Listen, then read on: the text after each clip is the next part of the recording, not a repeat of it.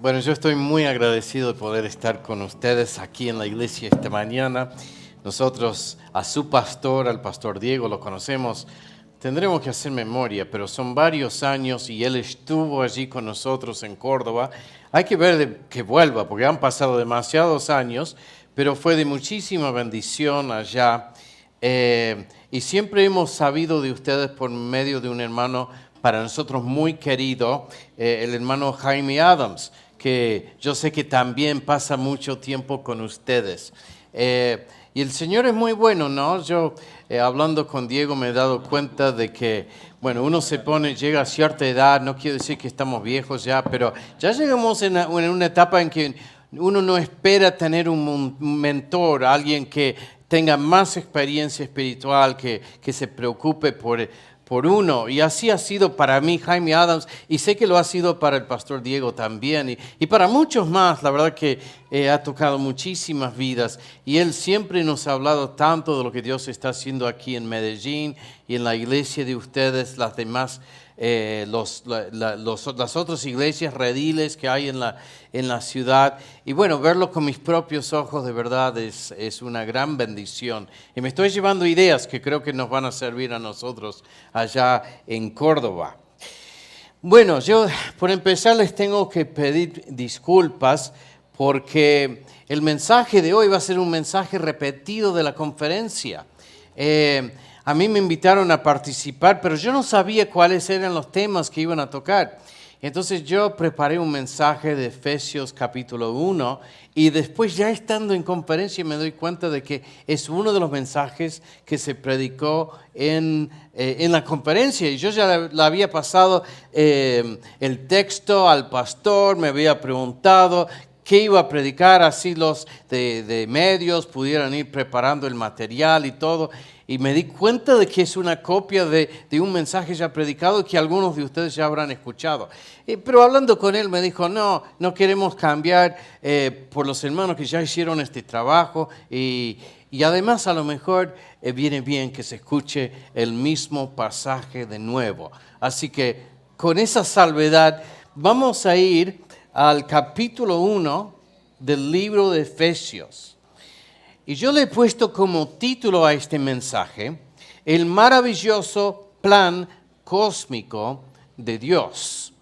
El maravilloso plan cósmico de Dios. Porque en estos versículos el apóstol Pablo nos muestra cuál es el plan de Dios para toda la creación a través de toda la eternidad. Pero no solo eso, sino que nos ayuda a nosotros a ubicarnos dentro de ese plan y para que veamos todas las bendiciones que tenemos por medio de Dios y por medio de ese plan que Dios ha puesto en movimiento.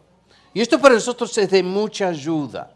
Yo no sé si ustedes, últimamente me ha tocado viajar varias veces y me gusta viajar, me gusta conocer lugares nuevos, ciudades nuevas, como llegar aquí a Medellín. No había conocido, es la primera vez que llego a Colombia, entonces obviamente no conocía Medellín. Y les aseguro, me parece que es una de las ciudades más bonitas que he visto en toda mi vida. Es una ciudad preciosa. Pero es una ciudad un poco confusa, complicada. Hay no sé si en toda la ciudad hay una sola calle derecha que no tenga una curva.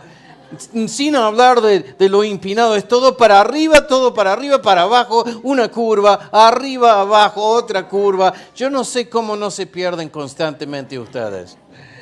Pero es una ciudad muy, muy bonita. Pero cuando uno llega a una ciudad nueva, uno puede desorientarse. Así nos pasó a nosotros, a mi familia, cuando nos fuimos por primera vez a la ciudad de Córdoba, donde mi papá, mi madre se ubicaron para comenzar una nueva iglesia. Habíamos vivido varios años en Buenos Aires ya, pero mi papá siempre tenía el corazón en la ciudad de Córdoba, en el centro del país. Y es también una ciudad muy bonita. Pero es una ciudad que tiene, si uno no conoce la ciudad, tiene varias complicaciones. Por ejemplo, es una ciudad colonial, entonces todavía están las antiguas calles que no tienen tanto sentido en la época de los autos. Eso complica bastante. Hay un río que corre por el medio de la ciudad con varias curvas, entonces uno nunca sabe cuándo se va a tropezar con el río y eso confunde todo. Eso tiene que ver con la geografía, pero hay otro problema que nosotros los cordobeses, yo ya me identifico como cordobés, que nosotros los cordobeses, es culpa nuestra, lo hemos generado nosotros. Yo no sé por qué, pero todas las calles, todas las avenidas principales y muchas de las calles secundarias tienen más de un nombre. Entonces, por ejemplo, la avenida principal de Córdoba es en una parte la avenida Colón. Pero llega un punto en que ya no es la avenida Colón, ahora se llama la avenida Olmos. Y después, más allá, se llama la avenida 24 de septiembre. Entonces, el que no sabe eso, que no conoce, puede ser algo que confunda bastante. Muchas calles son así. Mi propia calle, nosotros vivimos en Yatasto 35. En la esquina de mi casa, la misma calle ahora se llama Ucrania. No sé por qué. Es la cosa más, hasta que uno se vaya ubicando, es muy, muy confuso. Yo recuerdo la primera vez que llegamos, con tanto tránsito, con el lío de calles y nombres que había. Nosotros éramos 4 hermanos, mi mamá, mi papá, y íbamos en una camioneta. Y mi papá tratando de ver el mapa, el plano de la ciudad, tratando de encontrar por dónde íbamos.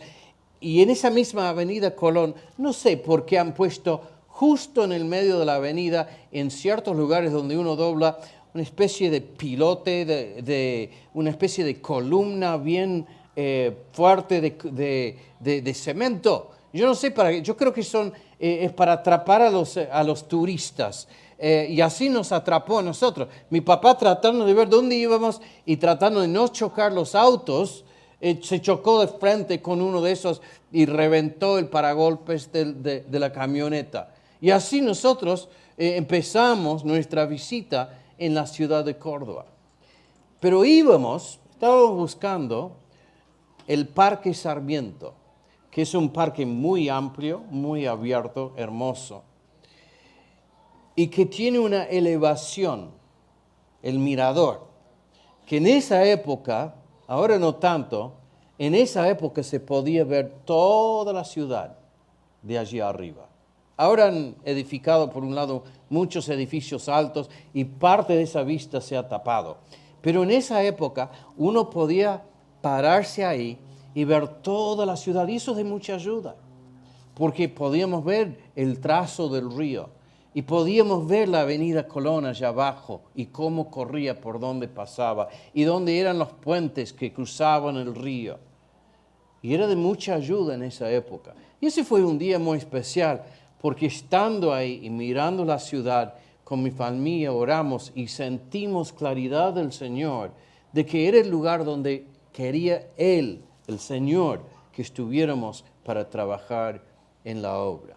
Y el Señor muchas veces hace eso. Nos da momentos donde nos concede una perspectiva más amplia y nos ayuda a ubicarnos en el gran plan de Dios y saber cuáles son los privilegios, cuáles son las responsabilidades, cuáles son las cosas que Él desea para nosotros. Y nos ayuda muchísimo.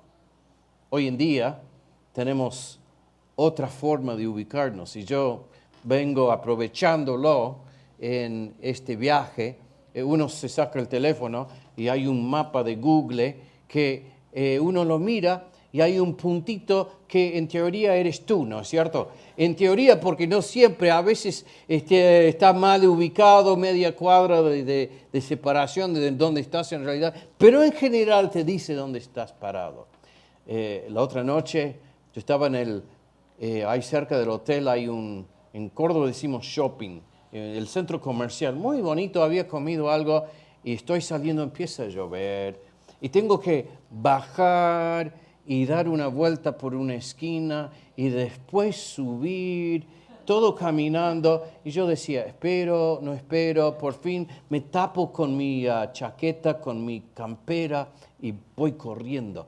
Y con la cabeza gacha, tratando de llegar y mirando para no equivocarme. Y subir, ¿saben qué? Lo único que les falta a ustedes es tener más oxígeno. Hay una falta de oxígeno en esta ciudad. Me costaba tanto respirar, subir el agua cayendo. Y uno en ese ambiente, uno se fija dónde uno está pisando nada más. En el lugar donde, y uno está viviendo como el sufrimiento del momento. Pero llego al hotel y en el hotel entro al elevador, el ascensor, no sé cómo le dicen, y en el ascensor es uno de esos que tiene el vidrio y uno va subiendo y a pesar de la lluvia podía ver de nuevo esa gran visión, esa tremenda perspectiva de toda la ciudad de Medellín con todas las luces prendidas y me olvidé del sufrimiento, de la subida y de la lluvia y de no estar seguro si me estaba perdiendo. Es lo que pasa en este pasaje. El Señor nos lleva a un lugar un poco más alto y nos enseña su increíble plan, su maravilloso plan cósmico de redención para toda su creación. Vamos a leer el pasaje. Efesios capítulo 1, versículos, en realidad el texto va a ser del 3 al 14, pero vamos a leer, empezando en el versículo 1.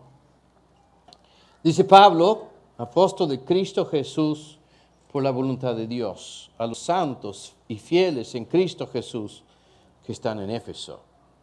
Que Dios, nuestro Padre y el Señor Jesucristo les concedan gracia y paz. Y ahora nuestro texto. Alabado sea Dios, Padre de nuestro Señor Jesucristo, que nos ha bendecido en las regiones celestiales con toda bendición espiritual en Cristo. Dios nos escogió en Él antes de la creación del mundo, para que seamos santos y sin mancha delante de Él. En amor nos predestinó para ser adoptados como hijos suyos por medio de Jesucristo, según el buen propósito de su voluntad, para alabanza de su gloriosa gracia, que nos concedió en su amado. En Él tenemos la redención mediante su sangre, el perdón de nuestros pecados, conforme a las riquezas de la gracia que Dios nos dio en abundancia con toda sabiduría y entendimiento.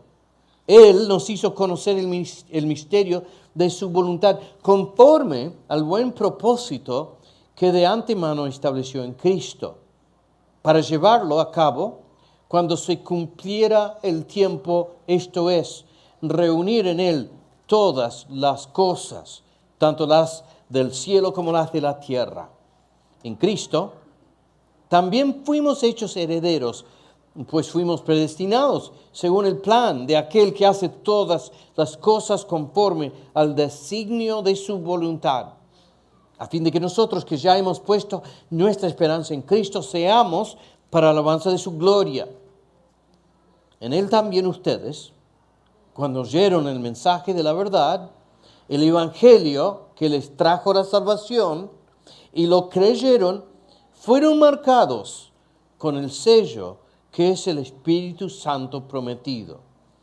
Este garantiza nuestra herencia hasta que llegue la redención final del pueblo adquirido por Dios para alabanza de su gloria.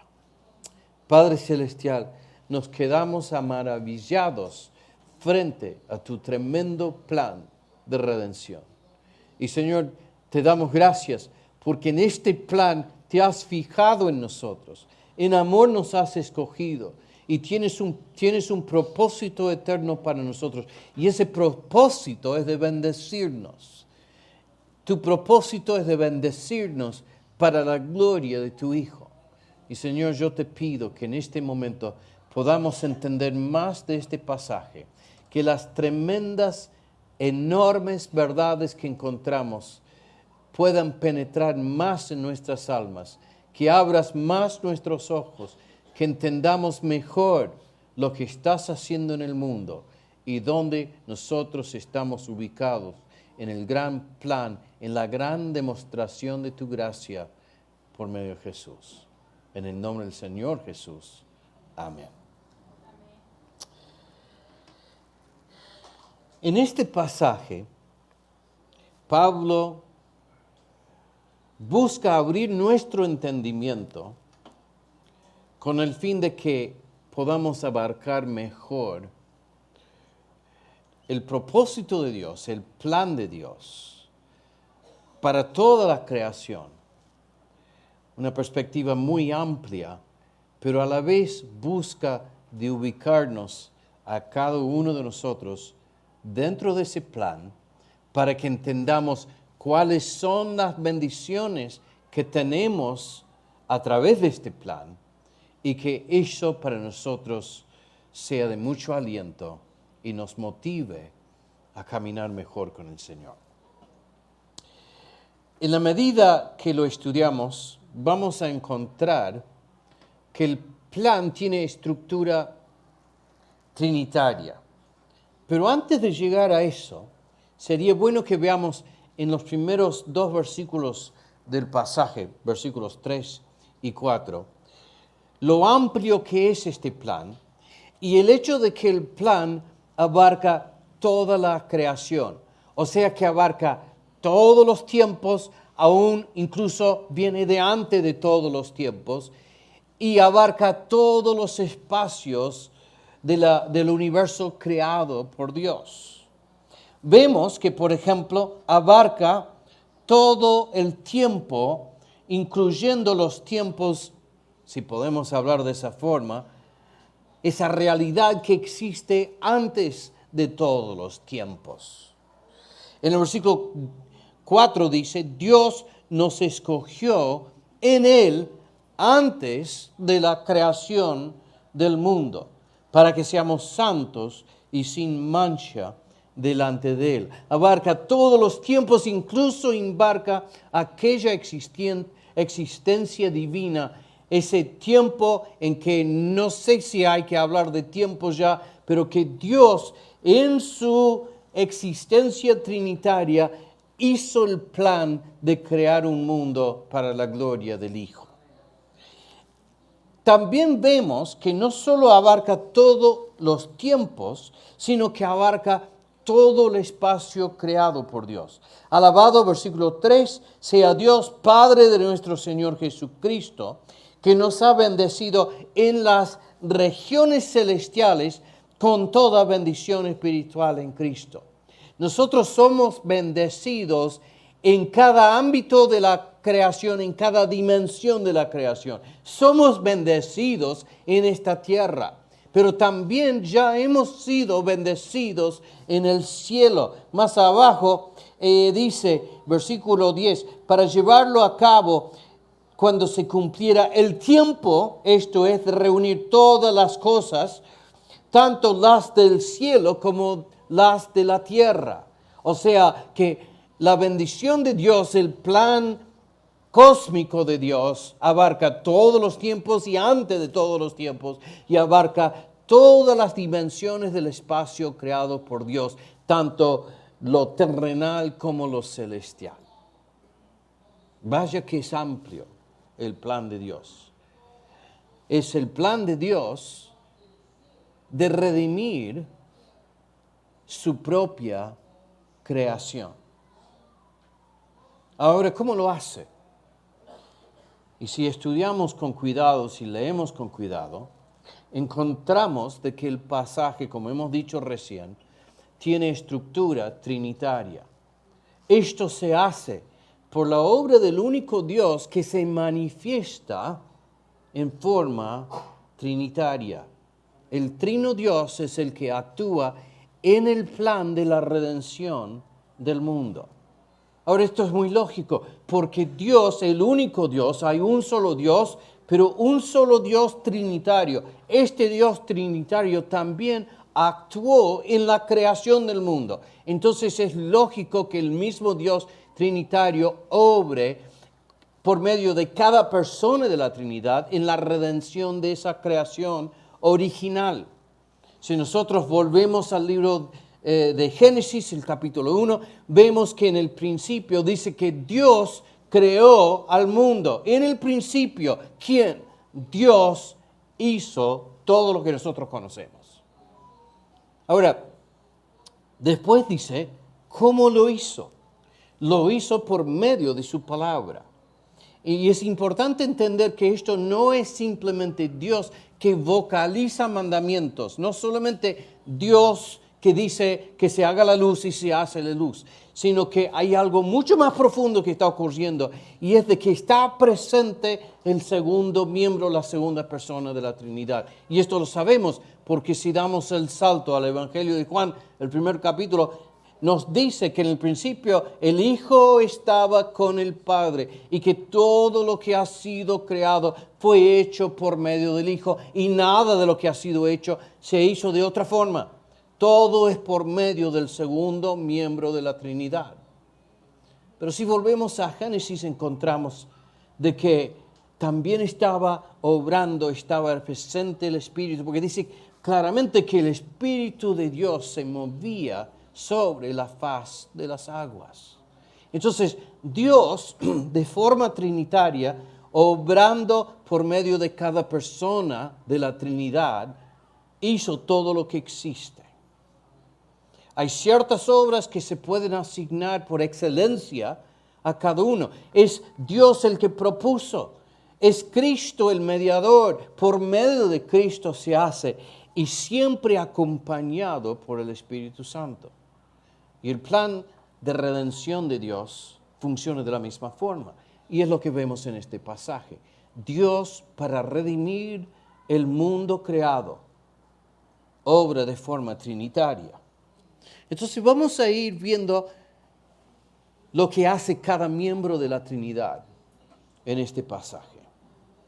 Por empezar, vemos que somos bendecidos por el Padre. Versículos 3 a 6. Alabado sea Dios. ¿Quién es Dios en este caso? Acá nos aclara, Padre de nuestro Señor Jesucristo. Está hablando de Dios el Padre. Alabado sea Dios, Padre de nuestro Jesucristo. Jesucristo aparece en esta sección del pasaje. Es casi inevitable que Cristo aparezca porque lo que uno hace, también el otro lo hace. Pero es Dios el Padre el que propone. Alabado sea Dios, Padre de nuestro Señor Jesucristo, que nos ha bendecido en las regiones celestiales con toda bendición espiritual en Cristo. De nuevo lo vemos a Cristo. Como Dios el Padre nos bendice por medio del Hijo. El Hijo es el mediador. Dios creó todo por medio del Hijo. También redime todo por medio del Hijo. Pero ¿quién es el que ha propuesto? El agente, el que actúa en este pasaje, es Dios que decide hacer por medio del Hijo. Entonces, ¿qué es lo que hace Dios? Dice, versículo 4, Dios nos escogió en Él antes de la creación del mundo, para que seamos santos y sin mancha delante de Él. En amor nos predestinó para ser adoptados como hijos suyos. Vean la obra de Dios. Él nos predestinó para ser ¿qué cosa? Adoptados hijos de Dios. ¿Ven la lógica de eso? Es el Padre que predestina que seamos sus hijos. Es absolutamente natural, es lógico que sea el Padre que haya decidido que en su naturaleza de Padre, que nos quiera tener como hijos. Él nos predestinó para ser adoptados como hijos suyos por medio de Jesucristo, según el buen propósito de su voluntad, para alabanza de su gloriosa gracia que nos concedió en su amado. ¿Quién es el amado? Es Jesucristo. Y ahí cambia el enfoque y vamos a ver que a partir de ahí vemos lo que nos bendice el Señor Jesús. Pero antes de seguir, quiero que pensemos un poco en ese propósito del Padre de adoptarnos como hijos. Nosotros en nuestros tiempos creo que sufrimos una crisis de paternidad. Uno de los problemas más profundos que tiene nuestra sociedad es la falla de los hombres en su función como padres. Yo como pastor y los otros pastores de nuestra iglesia, cuando hacemos consejería con la gente, en la medida que empezamos a conocer las cosas más profundas, las heridas más profundas de los corazones de los que vienen en busca de ayuda, encontramos que muchas veces una de las heridas más profundas es una relación entre ese hijo o esa hija y su padre. Hay tantos padres en nuestros días que son o demasiado severos o demasiados distantes de su hijo, son demasiados exigentes o hacen que el hijo entienda y están como ausentes o distantes y el hijo se da cuenta de que no le importa al padre lo que hace. Han desaparecido del todo, no tienen un rol, ninguna presencia en la vida de sus hijos. Tantas distintas formas en que los padres son deficientes en su rol como padre. Y eso produce en el alma, produce en el corazón una profunda herida, un daño que es muy difícil de sanar. Y el problema es que a veces nosotros tomamos ese concepto erróneo de lo que es un padre, el mal ejemplo de un padre, y lo transferimos a nuestro concepto de Dios como nuestro Padre. Y por lo tanto, lo vemos a Dios como un Dios tan santo y exigente de que nos da miedo, o un Dios distante de nosotros, un Dios que en realidad no nos tiene en cuenta.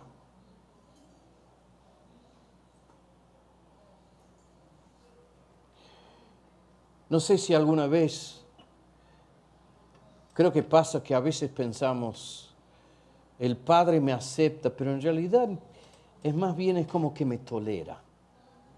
Sé que Cristo me quiere y sé que en el amado yo soy amado, pero quizás la idea que tenemos es de que solamente nos tolera porque su Hijo nos trajo a casa. No sé si a ustedes les gustan los gatos. Yo veo que en esta ciudad hay muchos perros y eso me parece bien. Y hasta ahora no he visto un gato, mejor así. Yo no soy muy amante de los gatos. Los gatos son desleales. Lo único que les importa es que se les dé de comer. Para la comida siempre están. ¿Y vieron cómo te miran los gatos? Con esa expresión medio de asesino serial. Con un gato en la casa me da miedo de dormirme a la noche, porque no sé lo que va a pasar. Bueno, mi señor y yo nunca quisimos mucho a los gatos y nunca queríamos tener uno en casa. Pero una hija nuestra ama los gatos. Nuestra hija Rebeca, ¡ay, el gatito! Y siempre nos decía, por favor, papi, no puedo tener un gato. Y yo inventaba cosas. Creo que tu mamá a lo mejor es alérgica. Mejor no. Ya veremos. Hasta que un día, cuando ella tenía más o menos 10 años, aparece en casa con un gatito gris. Y yo tengo que reconocer que era un gatito muy bonito. No me gustaba igual. Pero yo vi que estaba una familia, supuestamente una familia amiga. Ya empecé a tener dudas cuando les regalaron un gato a mi hija sin hablarnos. Pero estaba tan encariñada ella con el gato que no le podía decir que no. No le podía decir, mira, el río está a 2 cuadras. No le pude decir eso. Entonces, ahí nuestra hija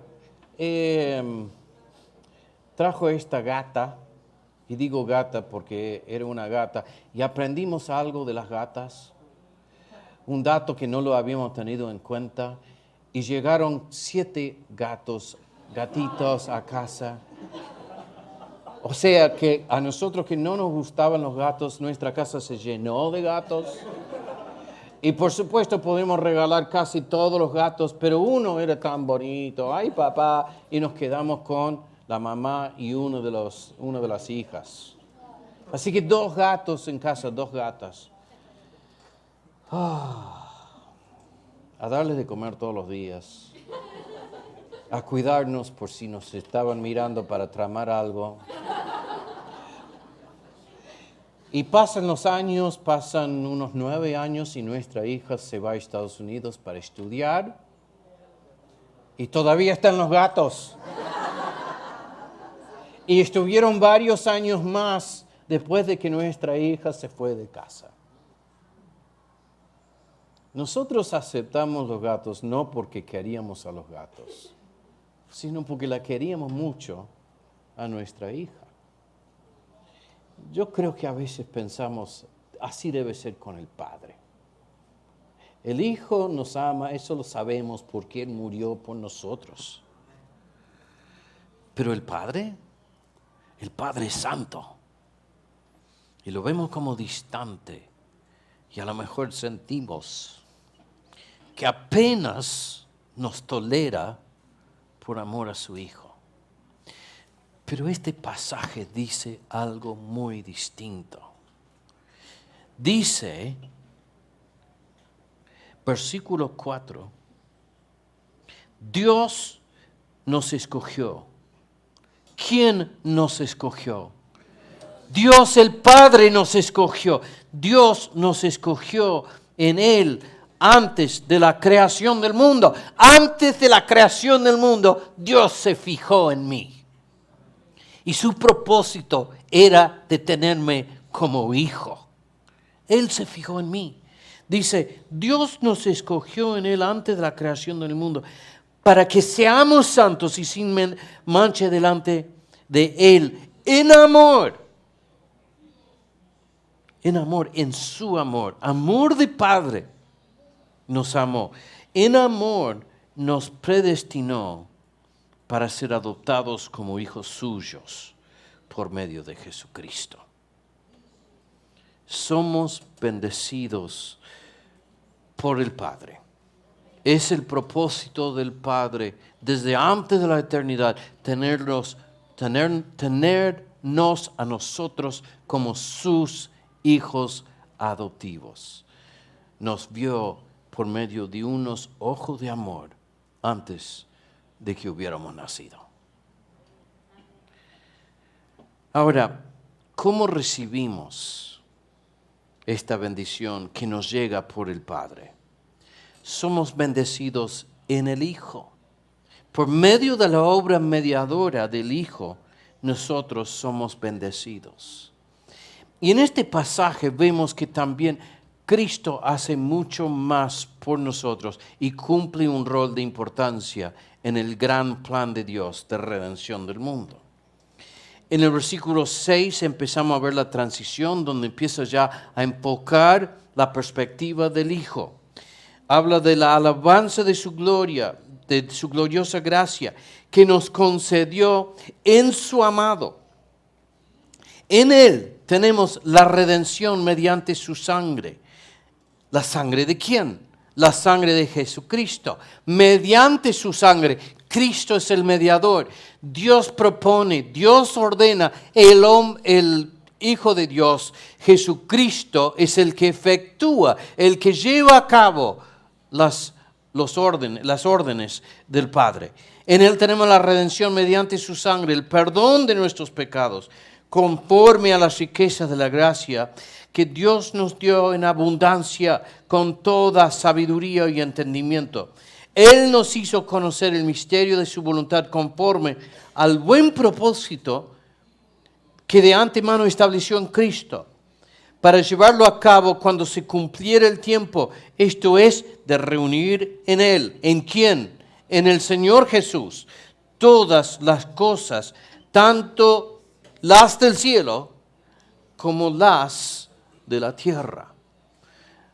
El propósito de Dios es que mediante el Señor Jesús, de redimir este mundo caído y de volver todo al estado del orden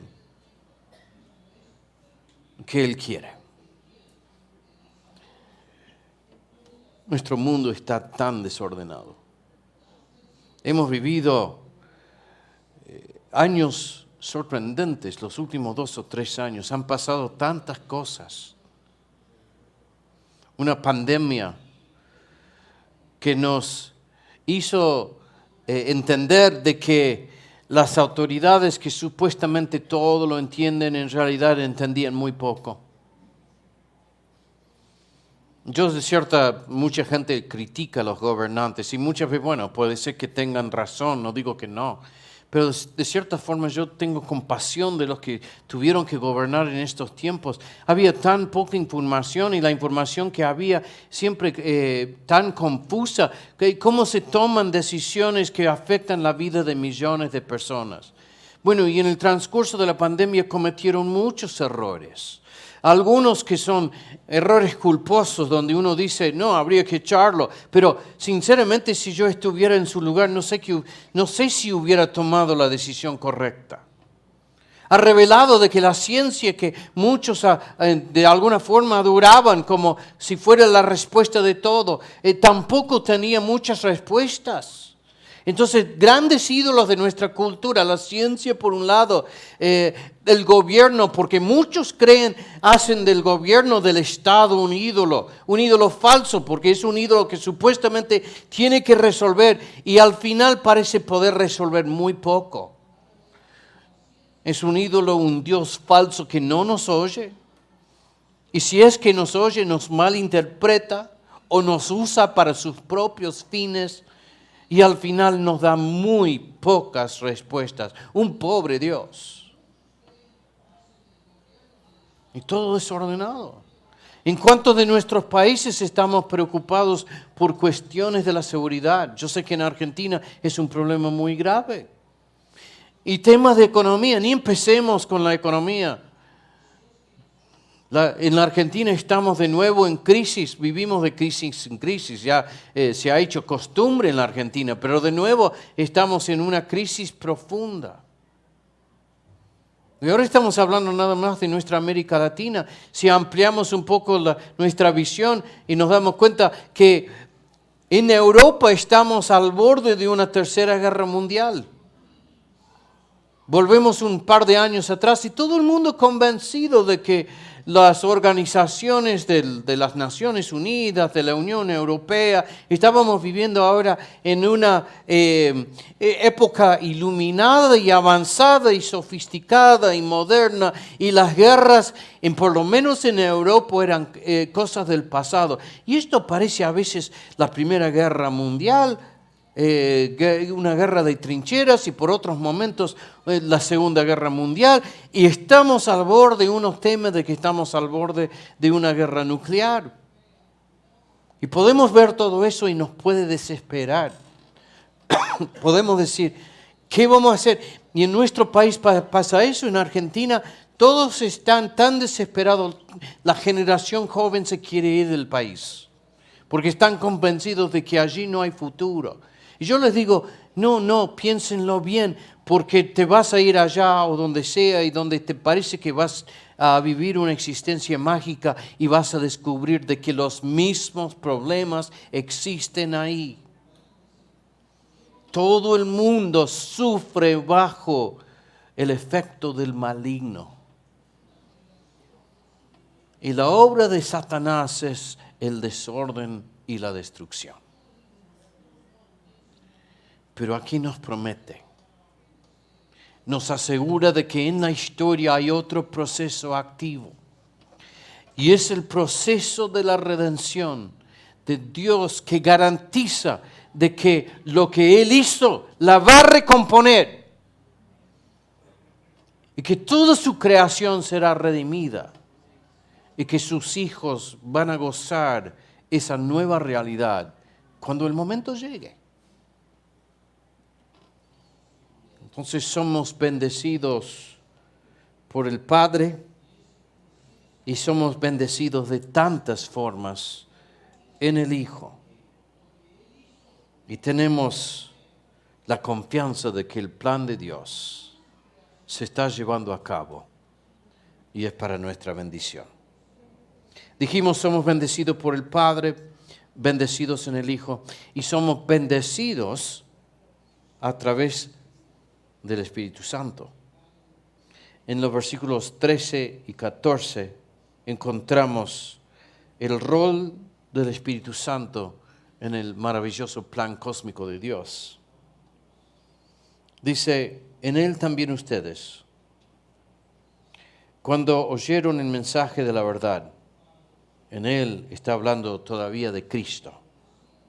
En Él también ustedes, cuando oyeron el mensaje de la verdad, el evangelio que les trajo la salvación y lo creyeron, fueron marcados con el sello que es el Espíritu Santo prometido.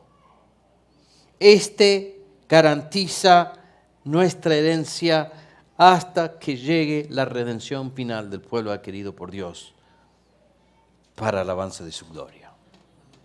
Nosotros hemos recibido el don, el regalo del Espíritu Santo. Y este regalo tiene varios propósitos. Es para bendición de nuestras vidas ya en este momento. Es la forma que nosotros experimentamos la presencia de Dios. Pero tiene otro propósito, porque su presencia es la garantía de cosas más grandes, más amplias, una bendición más enorme que nos espera, es la garantía de lo que se viene. Ahora, yo soy bautista y como bautista me importa mucho de que todo lo que nosotros enseñamos, creemos, vivimos, compartimos, practicamos, sea acorde a la palabra de Dios. Pero no hay que desmerecer el rol, la importancia del Espíritu Santo en nuestras vidas. Por empezar, esta palabra es producto de la obra del Espíritu Santo. Cuando abrimos, nosotros estamos disfrutando un don que nos llega por medio del Espíritu Santo.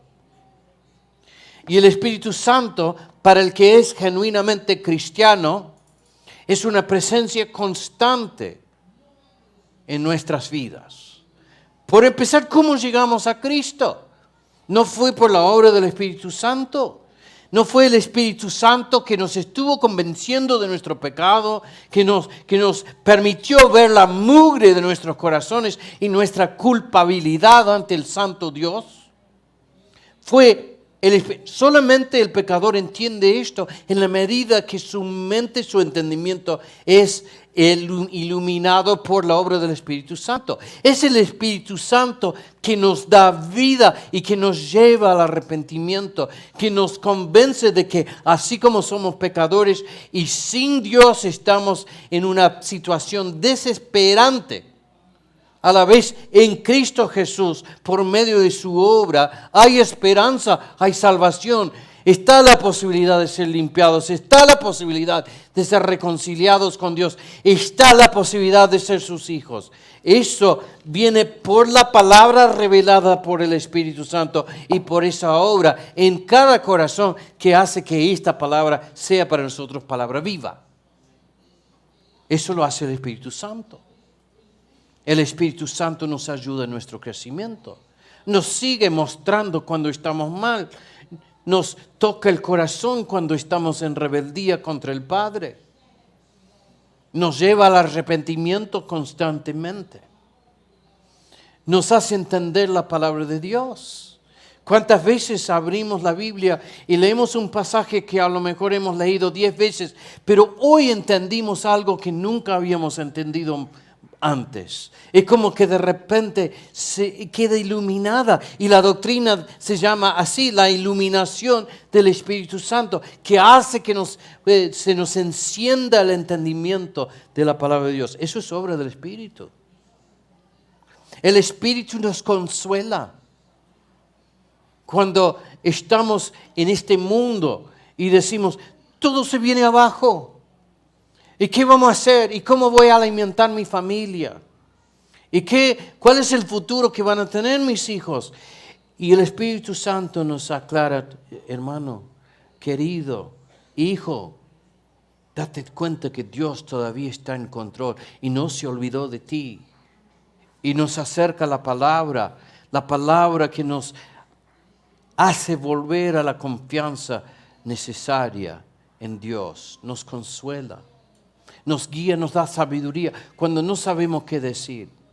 Cuando estamos en situaciones complicadas y no sabemos qué hacer y clamamos a Dios y el Espíritu Santo nos guía, nos aclara la situación, nos pone un hermano que dice, ¿por qué no lo haces de esta forma? Y nos damos cuenta que no es solamente una palabra de nuestro hermano, sino que es Dios el que usó el hermano. Eso es el Espíritu Santo. De tantas formas, el Espíritu Santo toca nuestras vidas. El Espíritu, Pablo dice en Romanos, dice que por el Espíritu de Dios clamamos, Abba Padre. ¿Se dan cuenta cómo se conecta esto? El Padre quiso que fuéramos sus hijos. Por el Hijo dice, prometo poner todo en orden, yo voy a redimir toda esta creación y vas a tener un lugar de bendición en medio de ese gran proyecto. Y para que te quedes tranquilo, para que no te olvides de que eres mi hijo, te doy el sello, la garantía de la constante presencia del Espíritu Santo en tu vida. Somos bendecidos por el Padre, somos bendecidos en el Hijo y somos bendecidos a través del Espíritu Santo. El propósito de Pablo en este pasaje es abrir nuestros ojos, demostrarnos una tremenda perspectiva, un panorama enorme de lo que Dios está haciendo a través de todos los tiempos y en todo el espacio, pero en nuestras vidas también, y que nosotros somos parte, y es para nuestra bendición y para la gloria del Hijo. Entonces nos muestra, el Padre propuso, el Padre nos amó, el Padre ha deseado que seamos sus hijos, lo lleva a cabo por medio del Hijo. Por el Hijo nos ha dado la redención y nos ha sellado con la presencia del Espíritu Santo. Y el Espíritu sirve como garantía de que aunque todavía el plan no ha llegado a ese momento culminante, ese momento glorioso en que nuestro Señor volverá para reinar, aunque todavía falta para eso, no sabemos cuánto falta, la garantía ya está. Es una garantía que nos dice de que porque el Padre nos ama, porque el Hijo ha obrado y porque el Espíritu está en nosotros, podemos confiar de que todos vamos a llegar a casa. Padre Celestial, abrí nuestros ojos, por favor, para que veamos esto con mucha más claridad, para que podamos orientarnos dentro de este mundo tan confuso y descansar en tu gracia y en las bendiciones que recibimos, porque así lo has propuesto y así lo has llevado a cabo por medio de tu Hijo y lo has sellado con el don del Espíritu. Gracias por todo. En el nombre del Señor Jesús. Amén.